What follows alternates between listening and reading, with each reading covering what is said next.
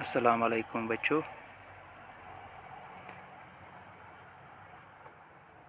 I am Abdul Qayyum War, teacher UPS Banpura Lodge. Today, 26th of April 2021, I have come with class 8th, subject Geography, topic Minerals and Energy Resources, subtopic Question Answer.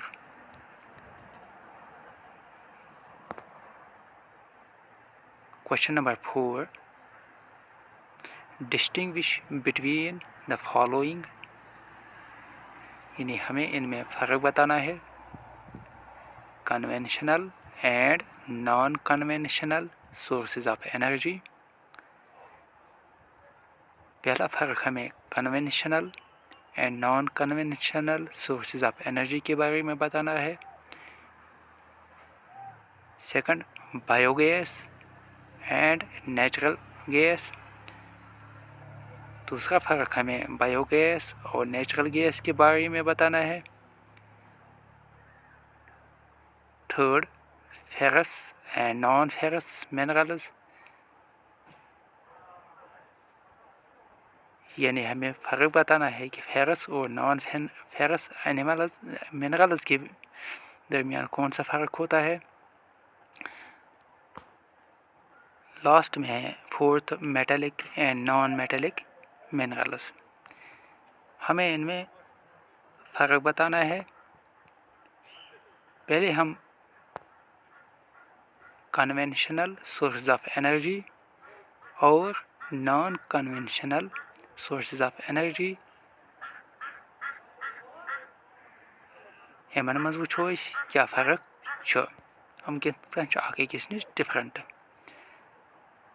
Conventional sources of energy. First, conventional power sources are those that have been in use for a long time. यानी conventional sources of energy के तम यम वारिया time पे वारिया bro पे इस्तेमाल करन. Non-conventional power sources are those power sources that have come into use recently due to the depleting conventional resources and growing awareness. The non-conventional sources गई तम यम हाल पे आसो इस्तेमाल कर, चाहे ये अवेयरनेस सत गुमुत या non conventional sources of energy इस्तेमाल कर दरियाफत करमत. Second, examples fossil fuels and firewood. यम कन्वेंशनल सोर्सेज ऑफ एनर्जी मज. Non conventional sources of energy इमेज example solar energy, tidal energy. यह फ़र्क कन्वेंशनल सोर्सेज ऑफ एनर्जी तो non conventional sources of energy मज. सेकंड छो बायोगैस एंड नेचुरल गैस. अत मज फ़र्क वन. Biogas is obtained from decomposition of organic waste.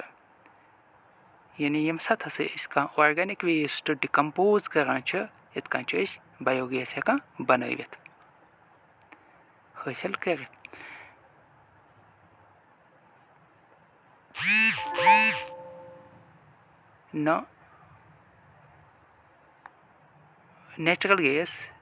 Natural gas is obtained as a byproduct from the extraction of petroleum.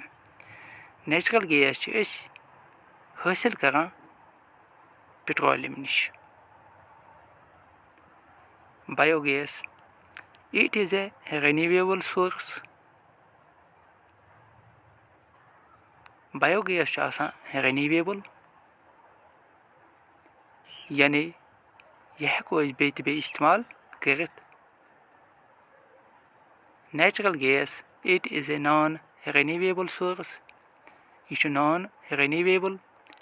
Yeh heko nesi renew karit kehen. Trim fark chu biogas, it is a non-conventional source. Biogas non-conventional source. Yani yeh chun us yos na bro kail pet istemal kormut kehen. Natural gas, it is a conventional source. Yeh chu conventional source. तिकैज अमुक इस्तेमाल bro काल पे कर तो यह bro काल पे मौजूद। त्रीम फर्क वन सह फेरस मिनरल्स तो नॉन फेरस मिनरलन मज वन। Ferrous minerals are those containing iron. Ferrous minerals गई तम मिनरल्स यमन मज आयरन शिस्तर Non-ferrous minerals are those not containing iron. Non-ferrous minerals गई तम यमन मज आयरन कह।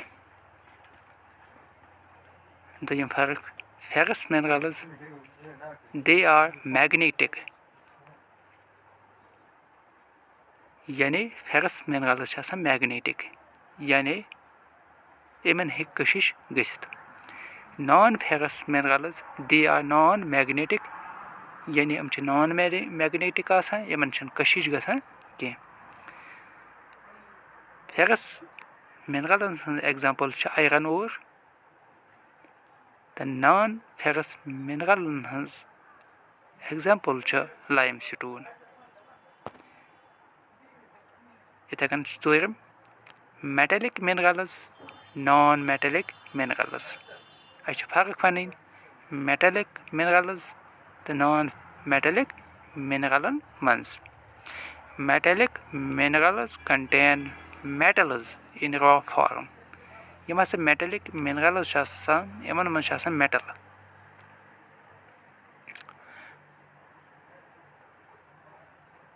Non-metallic minerals do not contain metals. The non-metallic mineral Yemen मज metals कह। दोयम metallic mineral example iron ore, bauxite. Non-metallic minerals Yemen example limestone, gypsum. तो यह फर्क one M मुख्तलिफ सोर्सेस ऑफ मिनरल्स मुख्तलिफ सोर्सेस ऑफ एनर्जी यमन मज फर्क one. तुम लिखियो यह सवाल पन्ने कॉपी पे पन्ने जियोग्राफी कॉपी पे तो सत करो यह याद। आज गो युतुय वस्सलाम।